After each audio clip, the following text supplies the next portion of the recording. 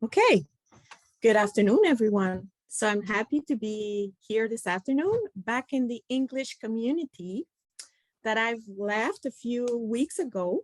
I'm Marie-Ève Gagné. I'm an orthopédagogue at the Centre de Service Scolaire Marie-Victorin. And I was, for a few years, a research teacher at Access Riverside School Board from 2015 to just until last January. So it's been a journey.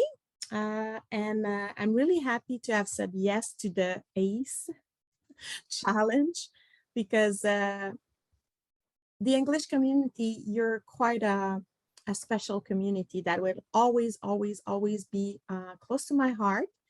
And I've learned so much these years with the English community that I was happy to be here to give a little bit of something back to you. So this afternoon, we will be talking about anxiety and how it impacts the learning process. So at first, when I prepared this workshop, I was reading statistics about anxiety in the young adult population, 18 to 25 years old.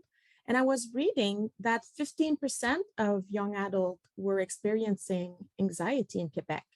And then last weekend, I reviewed my research and statistics, and I've discovered that with the pandemic, those statistics really changed.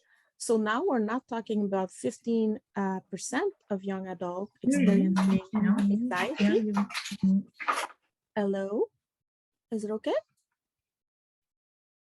We are now experiencing 46% in the Montreal region and 31% in around Quebec City. So when we think about those statistics regarding adult education, it's understandable that many of them are in our adult class. So they're there with us and they are in the classroom and experiencing anxiety and sometimes not even knowing that they are experiencing it. So I want to address what really is anxiety and how it affects the learning, but also I would like you to be able to go back to class with some tools and strategy, techniques and methods that could help the students become better learners with their anxiety, because we're not going to cure their anxiety and that's not the goal. We're not going to talk about medication. We're not going to talk about psychotherapy or anything like that, but we really are going to focus in our role as educators. So, okay, switch. Okay, so I want to know a little bit more, what are your expectations today? And I will try to adjust. That's the main goal of my my afternoon, is that if you write all of the things that I did not prepare, then my stress is going to go to like 12 out of 10 level. But I would like you to tell me, why did you select that workshop? And let me know what you wish to learn this afternoon. So we're here for an hour, so hopefully we're going to make the best of it. You can enter your reasons in the chat, and I'll read them off as they come up. Oh, I wanted. Okay. Oh, you want them? Oh, sorry. There's because I wanted people to go on the Padlet, so okay. I can put it in the chat for everyone. Yeah. So I'm putting the link of the Padlet in the chat box, and then we're gonna go see what everybody's writing in real time. Is it okay, Joanne? Yeah, perfect. Yeah, it's better. Okay, so I've prepared a few quotes on anxiety, and I want you to pick one that you that speaks to you this afternoon, and tell me your name and why are you here this afternoon, so I can check my list of, okay, we're going to address this, or oh no, Marie-Ève, come up with something else. But I would really like to know, why did you pick this workshop this afternoon?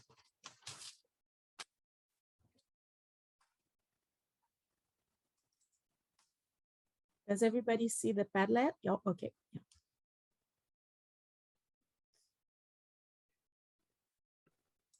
Tracy, you can't see it?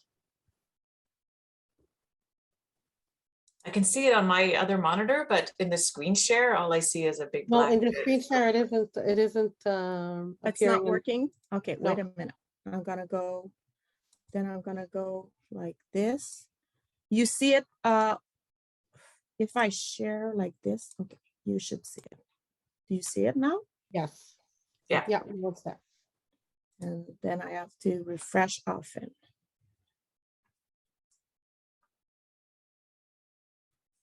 This technique that I call the silent presentation is also a technique that I've been using in class with students. I started to do that in online classes, but I realized that even in real class, sometimes students felt more comfortable sharing their ideas online. So a colleague of mine at Access Bossa was using Padlet, and it's a strategy that I've learned to love in my class, physical and online also. So if you're adding comments by refreshing the window, we should see your comments appear. Okay, so that's a good reason. And I really love, Barbara, that you picked the one that you cannot pour for an empty cup. So you will realize that you won't be able to support or change that person experience with anxiety, but you will be able to help the student cope better with it. So I think that's also important to realize that as educator, we need to care for ourselves first. And remember that even if they're experiencing difficulties, the students, we're not gonna fix it all. And by fix it, I don't mean the students, I mean the situation they're in. So Julie Robitaille from Équipe Choc, you're here to spy on me. That's good, that's good. I love spies. So, and Julie, of course, like if someone would need this kind of workshop in French, I would be happy to do it. Perfect. Je parle français aussi. Oui. Très bien. Dans les deux langues, c'est très bien. Thank you so much for doing That's this. very kind of you. Many of my students feel not that they are stupid because they are in adult ed, and sometimes that, okay. So yeah, that's a reality of the student feeling worthless and low self-esteem. That's good. So the trust, that's a very important one. Trusting ourselves, trusting the learners and the colleagues we're going to work with.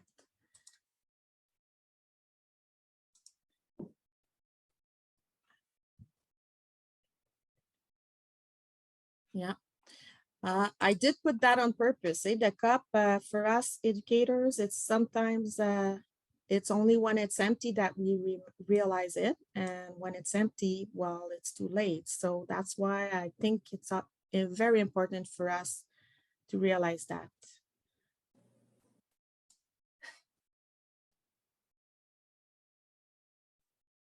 Yeah, I came, I saw, I had anxiety and I left. That's a very, very strong one also in adult ed. The students who are leaving, not even staying a lot with us. So you will see that that is a strategy for them to survive their anxiety. So that's good, Susan, that you picked this one. So how can we help them before they leave, eh? Indeed. Before they leave.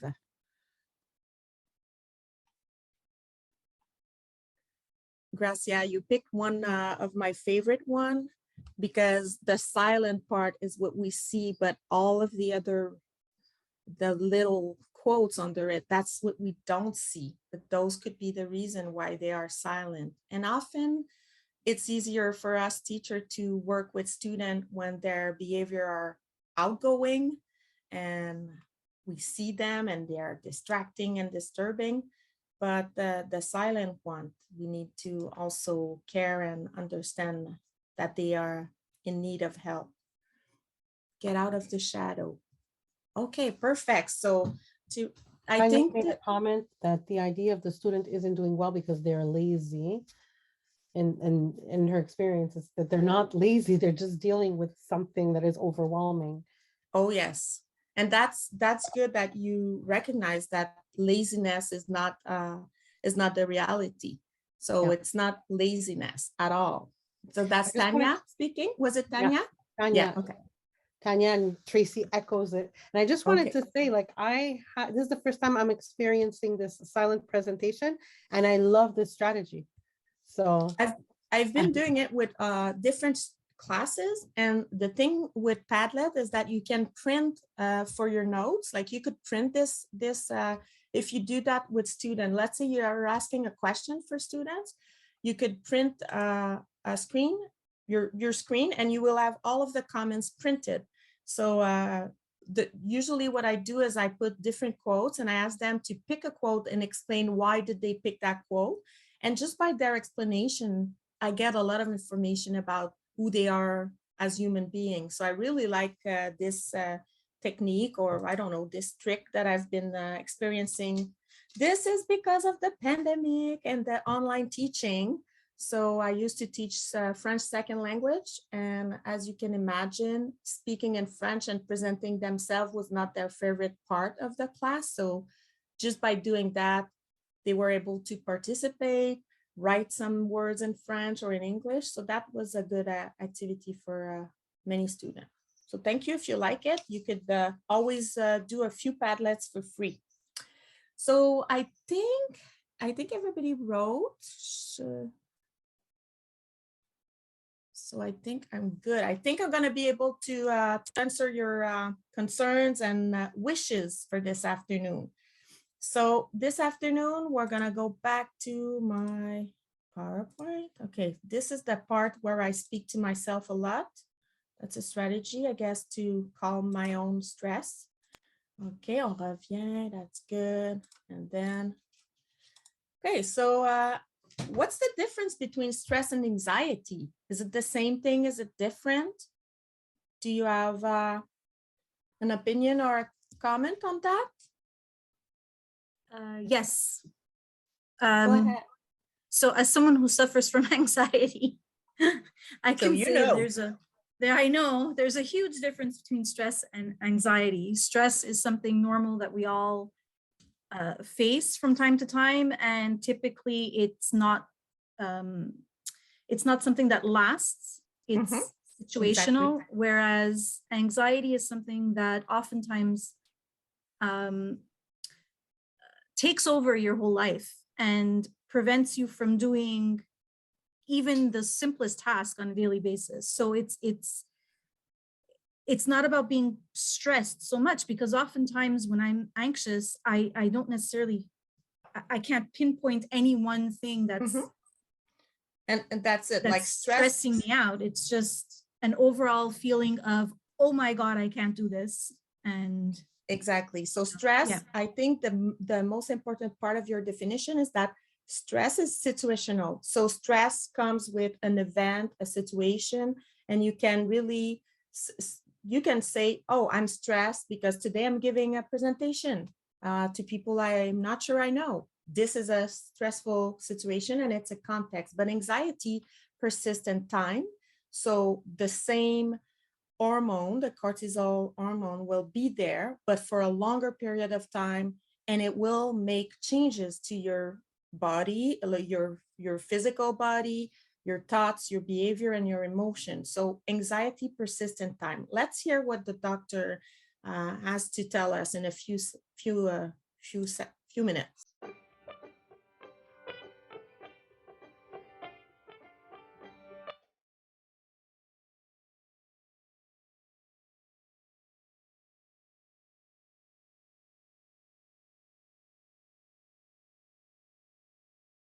So it's really important to identify the difference between stress and anxiety, because oftentimes what we call anxiety in this day and age really is stress.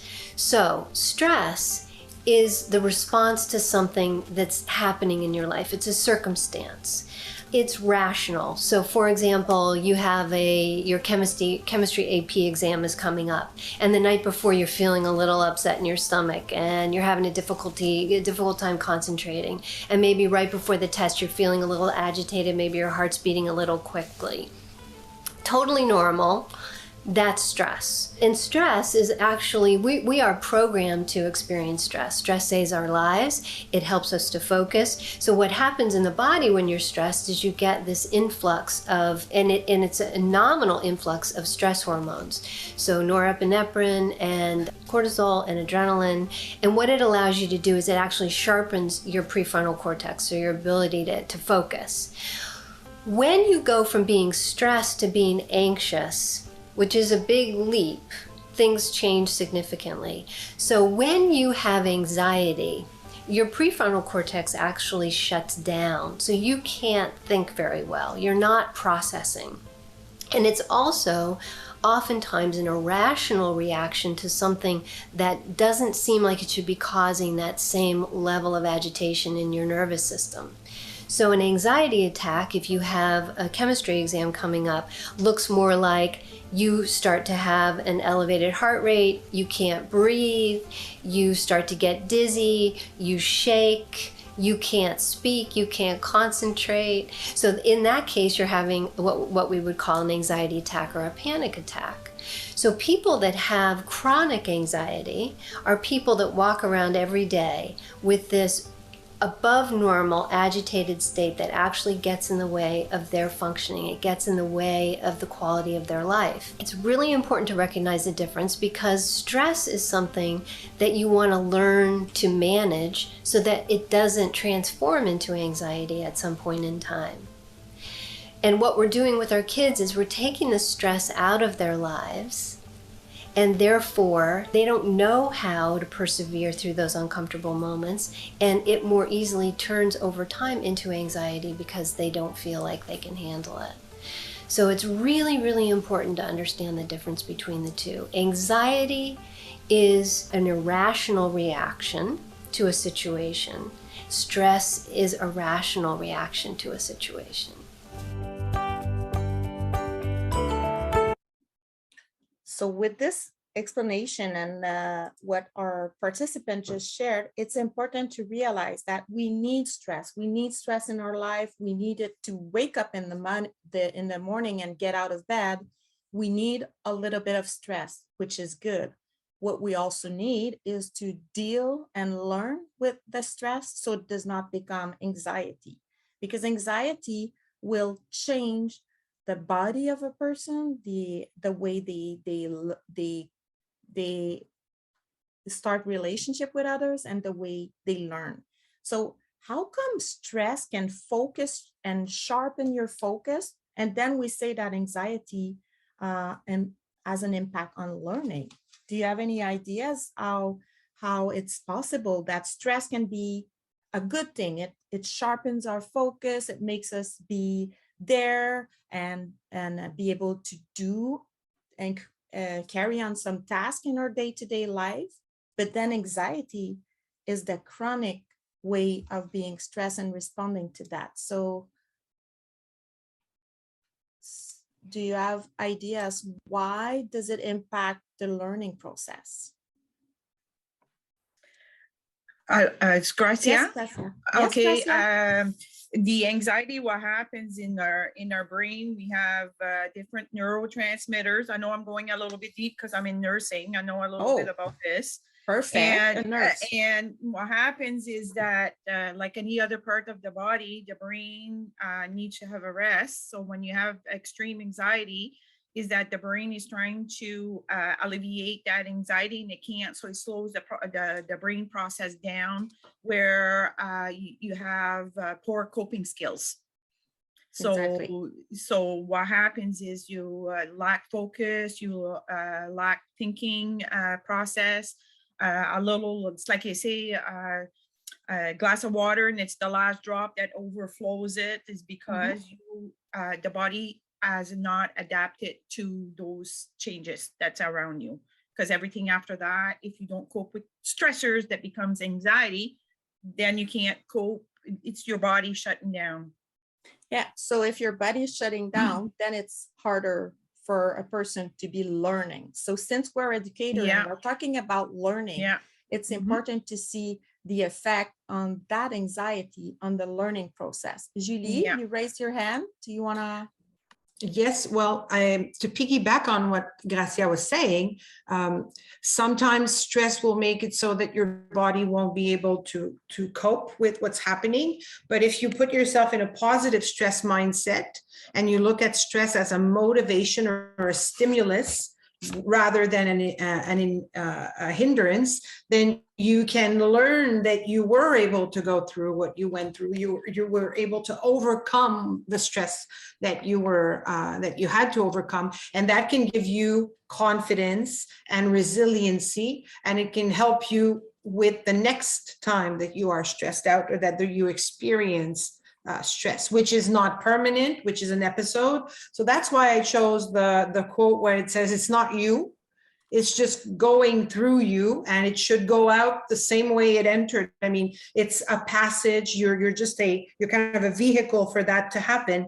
But if you put yourself in a positive mindset, not easy, but definitely worth it, then the stress that you are experiencing is going to make you stronger and more confident in what you can face afterwards. And we need to remember that it's not easy to do. It's not easy to be like in a positive mindset, and we need training. So how can we help our students? That's the question. Before we can help them, do we realize the effect on their own if they are experiencing anxiety? So what do we see? What do we see when they're experiencing anxiety? So again, another Padlet, but I really feel that Padlet is helpful when we are sharing different opinions and in a short amount of time like we are this afternoon. So we don't have that long of a time.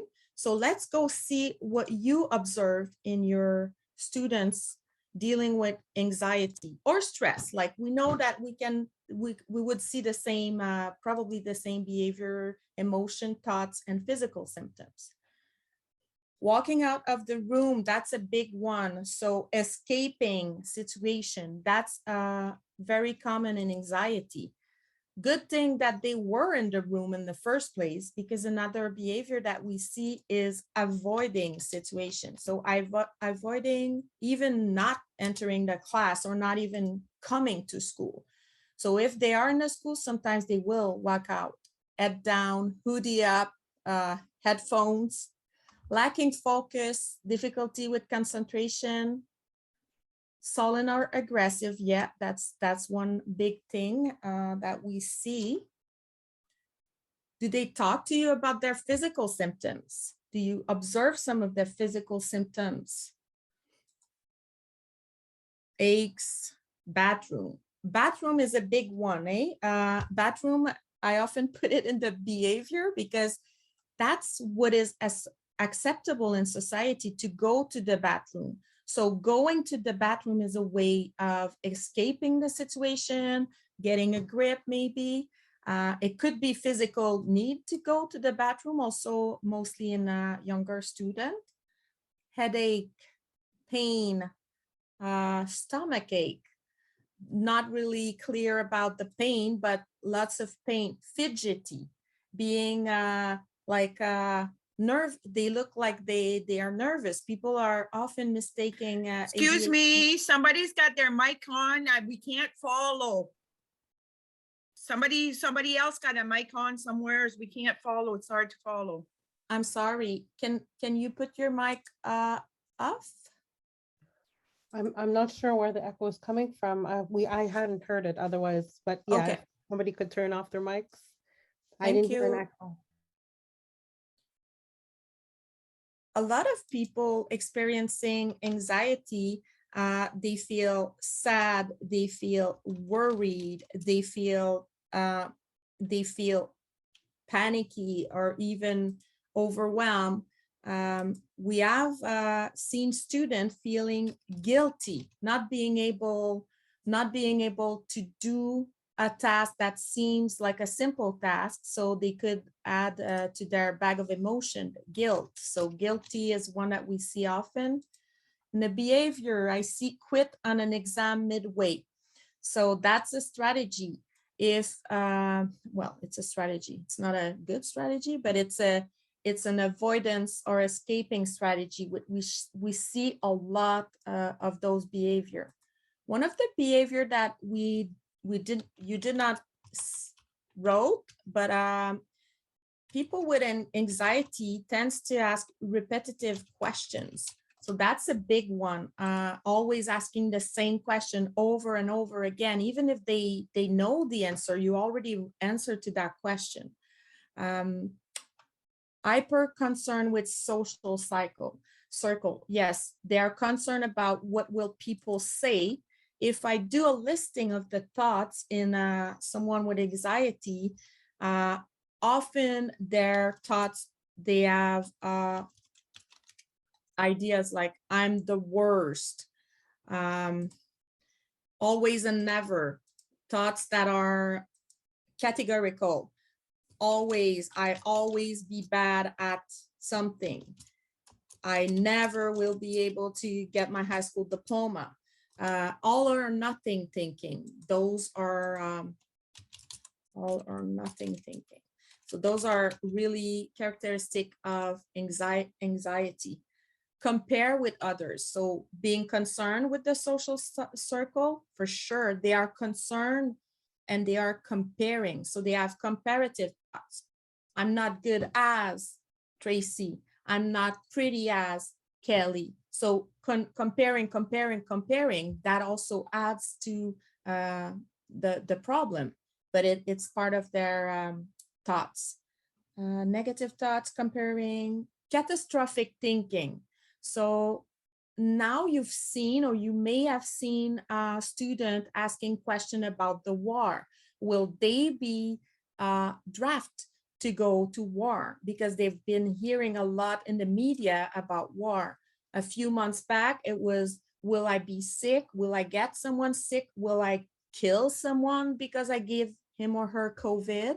So all of the catastrophic thoughts are clear symptoms of an anxious student. Sorry.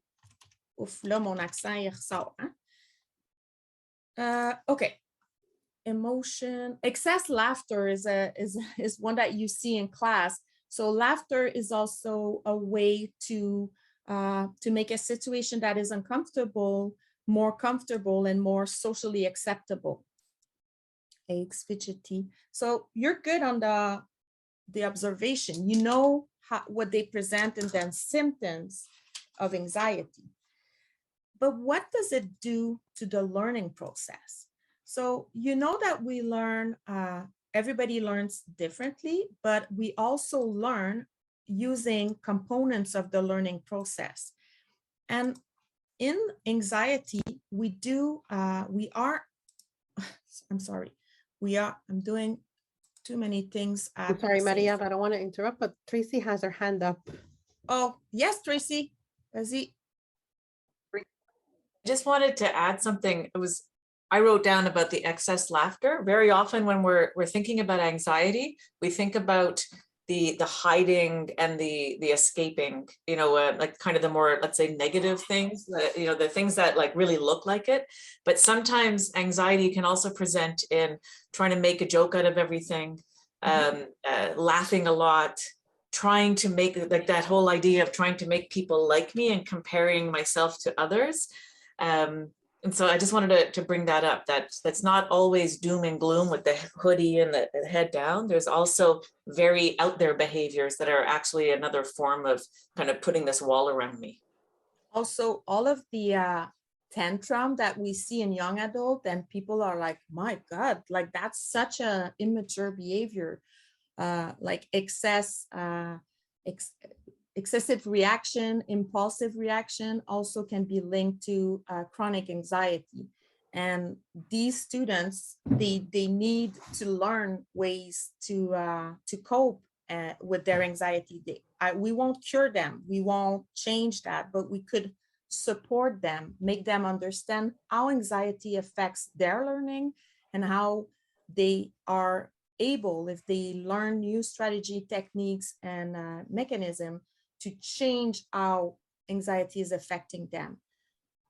In the learning process, we know, because we are educators, that attention is a very important part of the learning process. People with anxiety are often hypervigilant.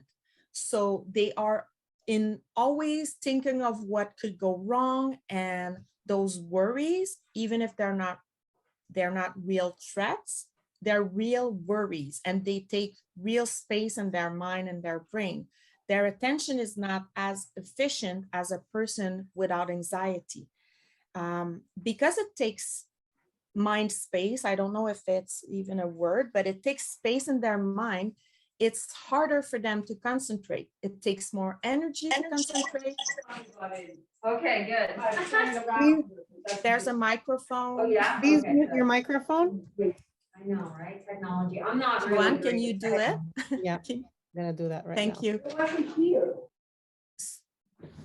It makes it harder also for people with anxiety to follow multi-step instruction. If it's a big project and we're having a big project, the person with anxiety has trouble with their focus. So they can focus, they for sure can focus on what can go wrong, and their mind is always aware of different threats that can block them. It's also difficult for them to switch their attention in an efficient way because they're hypervigilant. They also are giving a lot of attention to that threat that's not there instead of the work that should be done. Attention is how we get the information, but then we have to process it and encode it in our memory. And it has been proven in research and meta-analysis, I guess, that memory is affected in the long-term memory, but also in the working memory. So anxiety will affect how information is processed and coded and how we will retrieve it.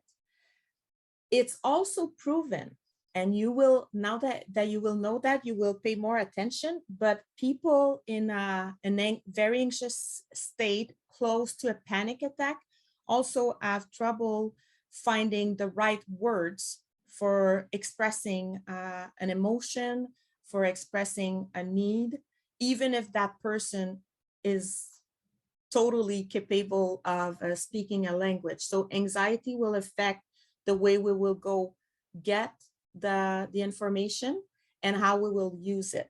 So it's important that you know that the longer a person experiences the high level of cortisol, it will create a declarative long-term memory effect. So it's hard for them to go get the information and use it. Another Maria, sorry, there's Yes. Tanya has her hand up. She had her hand up since before. I just wanted to get I'm to her. sorry. No, no, I it's don't, okay. Oh, but I don't see that. Go, Tanya, vas-y. I don't want to interrupt, so I can wait and comment Okay, at the okay, end. I'll It's put not- your hand yeah, on I don't want to interrupt right now. I'll take my hand down. I forgot it. Sorry. Okay. Don't forget your question if you have a question or a comment.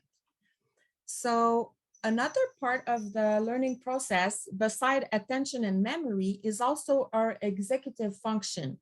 So in the executive function, we have planning, prioritizing, decision-making. We also have flexibility and inhibition. But today I wanna stress, that's funny. I wanna stress that people with general anxiety disorder, they have to put in more effort to plan and prioritize a task. What's happening in their brain is that the effort they take to pay attention, to memorize, to plan for a task gives less, or there's less energy remaining to carry on the task.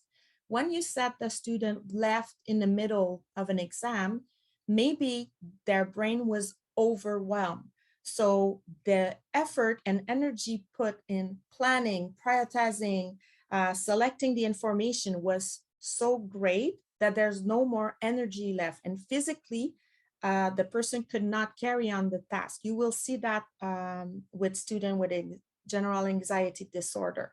A good strategy for them is to break down their task in chunks, and even break down their exam in chunks when possible. So if we can give them just one chunk and then come back the next day for another chunk, that's an adaptation that we can do for people with anxiety. Not because they're lazy, not because they don't want to do the task, but because it requires more energy for them to plan and prioritize. Another good one, well, not a good one, but another effect of anxiety is on the decision making. We did not specifically talk about their behavior, but people with anxiety are more prone to self-destructive behaviors such as self-harm, excessive drug and alcohol use, or also sexual habits that are not healthy. So this goes with anxiety, which, like, is it the cause or is it the effect? But it goes together. So decision making is clearly impacted, and all of these information are from a meta-analysis that you will see in the resource at the end of the presentation. So what's interesting is that more and more studies are made on anxiety, and more people are considering anxiety as a learning difficulty, which was not the case a few years, 10 or 15 years ago. So I'm gonna let this doctor tell you about the impact, just like we saw. And then my idea was to make video with my own student, but when I decided to do the ACE presentation, I was working at Access, and now I'm working in a French school board. So all my students were willing to do it in French. So we did not go that way. So I have a young adult student talking about how anxiety affects their learning. So let's hear them. We know that some anxiety in students is normal and can even be beneficial, because if a student is feeling a little anxious, they may be more likely to prepare or study for a test. But we also know that high levels of anxiety that are consistent over time, that's abnormal, and it can really effectively shut down a brain. So students who are very anxious have a hard time taking in new information, processing information, encoding information, and retrieving information. We also know that anxious students have difficulty with organizing, planning, and prioritizing things. So they have what we call an executive functioning deficit, and those deficits can become even greater when a student is really triggered and feeling much more anxious. And for those reasons, those of us that work with kids who are anxious believe that anxiety can be considered a learning disability. As an orthopedagogue or a research teacher, I do consider anxiety as a learning difficulty. And the good thing in adult ed is that we go with the need of the student and not with a diagnosis or anything like that. So student with anxiety should be considered the same way we consider student with dyslexia or other learning disability. Let's hear some of the young adults.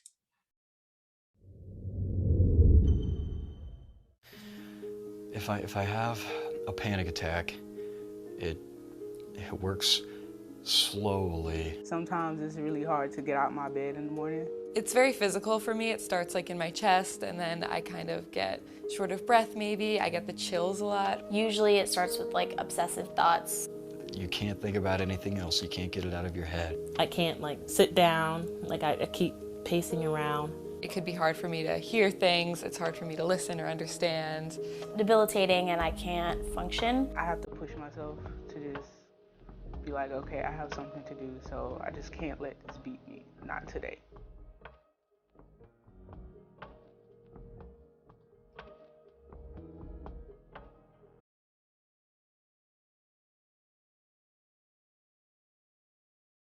A lot of my anxiety stems from OCD, I think. It'll be stress related to school or internships or relationships with my friends.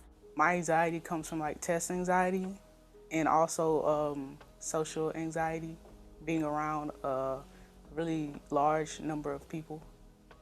The act of just sitting and doing nothing makes me very anxious. On the opposite side of the spectrum, if there's too much going on. So during finals week, and I'm trying to work like 20 hours a week, and I also have to study, and I have to do my homework, and I'm an RA back at campus. So if there's too much going on, and I am having trouble sorting it in my brain. I had this dream to be in film, to be in entertainment TV, and I got here and it just seemed more impractical, and the biggest trigger for anxiety now is thinking about how undeveloped my idea of the future is. Last minute things make it worse. I'm a planner by nature. I plan everything. But a lot of times there is no cause. I'll just experience like a constant state of anxiety that can last for over a week.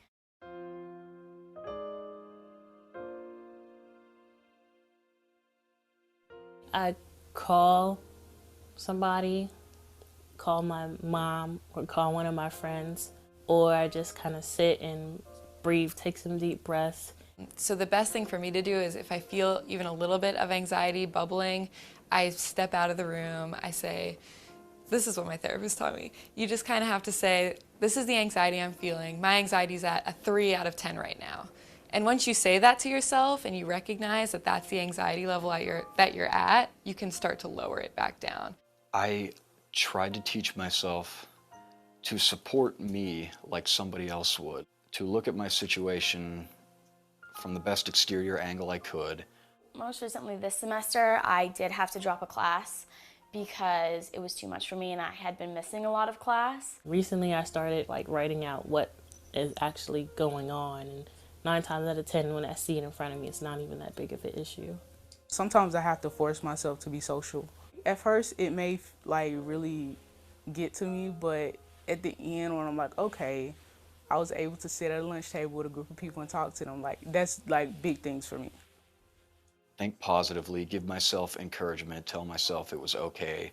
If I ever felt like I was overwhelmed, I had to tell myself that I could handle it and that I didn't need anybody to hold my hand. I usually just try to like talk it out with the people around me, but that can often be hard to do because you don't always want to feel like you're that person who's burdening everyone else with like your constant anxiety attacks.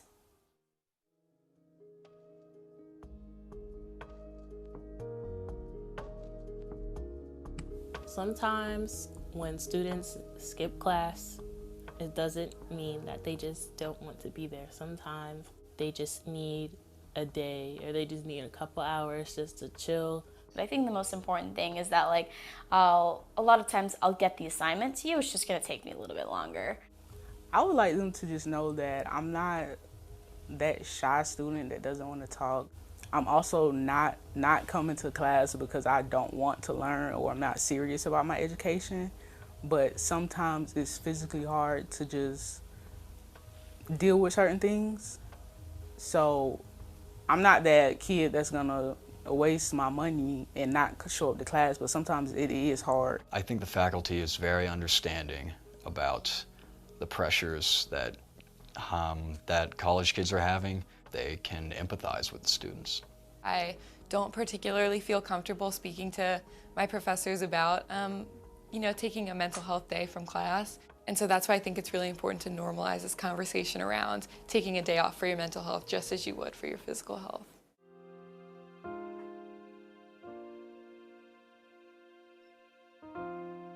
My school is like very activist heavy. So a lot of times they'll be like, well, we need to like reduce the stigma around mental health and they'll say that, but there's also a culture, I think, because the job market is so competitive that like you need to have 3 internships a semester and work a job because school is so expensive and take a full class load. So if you're doing less than the person next to you, a lot of times you're just seen as competition and they'll like look down on you a little bit. I can only speak from my experience as a Black student, especially as a Black female. We sometimes have to convince ourselves that we're not crazy. There's nothing crazy about dealing with anxiety, depression, whatever is going on. It's actually a lot more common than you think it is. What my anxiety is like is not what everyone's anxiety is like. That I'm not mean, I'm not antisocial, I'm not stuck up or anything. I'm very nice. It takes me a minute to get used to people. If I don't feel comfortable in a situation or in an environment, I will remove myself from it. I really try not to show any anxiety in public. A lot of people tell me that they see me as a laid-back person, and I go, really? You think that? It's interesting. There is no sort of logic behind anxiety, so it's always there, but you like telling me, oh, well, you don't have to be stressed because in the long run, it's not really gonna matter. Sometimes I just need someone to like sit there and, just be there while I, freak out a little bit. If you're even questioning if you're struggling with anxiety, you should just go in and see somebody. Because if it turns out that you're not and it's just regular student residual stress, that's fine, you can get that managed there too. But if it turns out to be a bigger problem, now's the time to seek help instead of waiting until it's debilitating. So these students, young students, they are dealing with anxiety and shared a little bit of what's helping them. I want to go over strategy that I've been try to list as when we do things for our student that are good for everybody or that are good for people with anxiety, but will not never harm other students. So I went with my UDL strategy. We should be able to provide calming space, pay attention to lights, music, tea, coffee, plants. I know some school boards do not allow plants, but I think the space itself makes a difference.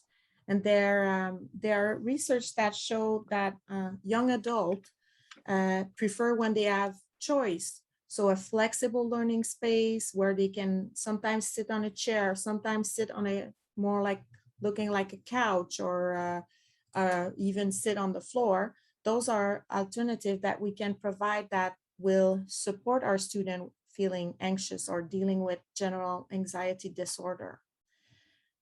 My other tip or suggestion is to acknowledge this situation, and you will receive the PowerPoint, and when it's green, it's because it refers to either a YouTube link or directly to another resource. When I talk about acknowledging the situation, anxiety is real, even if the stressor or the threats are not real or irrational. It will never help someone if you say, well, this will never happen, so don't stress about it.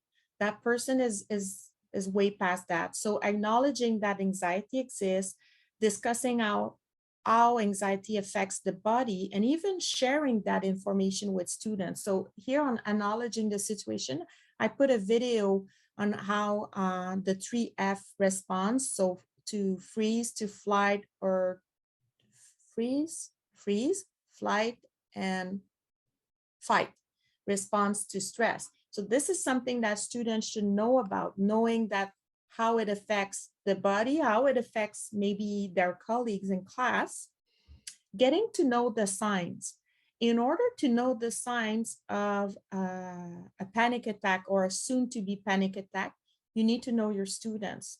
It's very important to take time to build that relationship. And I know in adult ed, we have a clientele that also, I feel, makes us build relationships that are very meaningful and important. So you will be able, the more you know to your students, the more you know if they are dealing with anxiety, you will know their sign, their escalation sign that will lead to a bigger behavior or major panic attack, which you don't want to be witness to that. One of the tips that all of the research show is that it's important that we value effort more than result. You've seen that young woman talking about the society we live in, where competition is so important and we need to do more, we need to work more, we need to do more internship. Valuing effort more than result is a very easy well, not very easy, but it's a strategy relatively easy to implement in a class, because it's our discourse, it's the way we promote students, the way we value our student, that makes the culture. So changing the culture is something you can do as educator. Remind the student to focus on the present moment. So with that go a lot of strategy, like breathing techniques, deep belly breathing, or visual breathing that you can do in your class with students. All the students would benefit from that. Even if they're not anxious, nobody won't benefit from learning new breathing techniques. Teaching yoga posture. And here I put a video on yoga with Adrienne, specially made for classrooms. So it's a yoga posture that does not require to be flexible, does not require to be super good at yoga, but really to be in the moment and learning to breathe. I don't know if you've heard of the 3-3-3 technique, but it's a technique where you would ask your student, and you would teach your student how to use that technique if they need it. So you would ask them to focus on 3 things that they see, 3 things that they hear around them, and 3 muscles in their body that they can flex and feel. So on the verge of a panic attack, helping a student to be in the present moment, that technique has shown success for a lot of people. The 5-4-3-2-1 method is a method similar to the 3-3-3 technique. Myself with student, I really use the 3-3-3 because, well, I cannot pronounce 3 properly. That's why I'm using that one. But mostly it's because it's easy to do and students really remember it for a long period of time. Most of my colleagues or people I've worked with, I've seen my fidget tools, and I call them tools, not toys, and it's on purpose. Those are toys to manage anxiety. And on that link, you will see FDMT, which is a Quebec provider where you can buy fidget tools for a classroom and school. And that company provides material by diagnosis or difficulty. So you have tools that are for ADHD, tools for anxiety or other learning disability. As teacher, encourage a healthy lifestyle. And then I wanted to go, and I know time is, we're at 5 minutes. Yeah, so we're Going at 5 super minutes. I just want to remind everyone that all of your resources will be found in the ACE Digital Tote. Exactly. So you'll be able to explore these. Yeah, I'm going a little bit. Yeah, that's the thing. 1 hour is like a short and sweet. We So could I listen wanted to you all, like I could listen to you for like all week. Like I can't get enough of you, but go on. That's very nice. Thank you, Jean. So I put there some ideas that I've been doing with students in adult ed. So this idea is that the first week when you start with a new group, or you have a new entry coming in, so you have a paper where they write their name, so the name tag, but inside you have boxes where each of the first classes, they will write something to you and you will write back. So kind of like a pen pal exchange to build that relation. And it has been proven. I've been doing this for a few years, and it really creates a good relationship where a student would tell me things they would not say out loud in class, because it's like a private chat with their teacher. Also, I will. I think the space is important. The culture that we create in a class is important. basically trust, safety, belonging, all of the tools you have in your expertise and experience. Let them trust you by getting to know them and invest in those relationships in the long run. If you want them to trust you, you have to trust them also. So listen to their ideas and their need. And I've put pictures of, those are some of the tools, the fidget tools that I was giving always a basket of fidget tools when it was exam day, so they can pick one for exam day and then put it back there when they don't need it. I know art and music is a great tool for dealing with anxiety. Sadly, our schools do not offer enough art in general, but if your schools are offering art, they have proven to be successful on managing anxiety, because when you're doing music or when you're painting or drawing, you're in the moment. So that's all of the importance with anxiety. I have also, I'm going so fast, like I'm a, so I have also put my email address. So if you wanna talk to me or ask me a question, we can chat by email. All of my reference are there. And also this tool, the coping strategy for supporting student tool, I discovered this morning by like par hasard. And I'm super happy I discovered this, because it's kind of what I wanted to do. I wanted to do that for you, but it already exists. So you have calming strategies, and you have like the activity, the instruction, the resource, and some notes. It's really well done. It's done by Anxiety Canada. So you have all of the strategy. Oh, you don't see my screen? That's okay. So you see all of the tools for each of the strategy, and you can go with, some of them are apps that you can download on an iPad. Some of them are videos. So I have activities that are selected by Anxiety Canada and that are applicable in adult ed as well. It has not been made for any level of school, and it's really applicable in adult ed. So it's 2 o'clock. You hit it right on. You hit it right on the mark. You did it. Right on the mark. Thank you very much for the presentation, everyone. I put the link. I'm gonna put it again. The link back to GatherTown. That's where you will access your next session. And thank you very much, Maria. Thank you for being there. And it's never easy to do an online workshop, but I was like, I'm gonna do an hour, and like I was super good with my time, but I did crush a little bit at the end. But if people would like me to talk, to discuss and share more strategy, don't hesitate. My email is there. And voila. Thank you. Thank you. Have a good afternoon. Have a wonderful afternoon, everyone. Enjoy Bye. your next session. Thank you. Bye. Thanks, Maria. Bye. So nice to see you. Nice to